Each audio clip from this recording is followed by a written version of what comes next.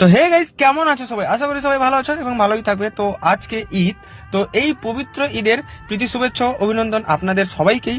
তো এই ঈদ উপলক্ষে কাঁথি দারুয়া কপালকুণ্ডলা যুব সংঘের পক্ষ থেকে কাঁথি মহকুমা হসপিটালে প্রত্যেক রোগীদের হাতে কিছু খাবার তুলে দেওয়ার একটা ব্যবস্থা করা হয়েছে।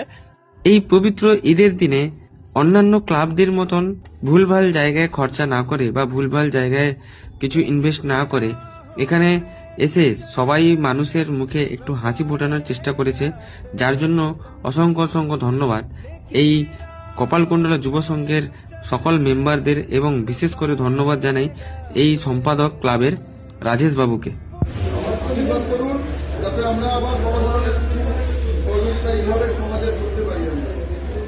की राहों पे तू चल, रब्बा रहेगा तेरे संग।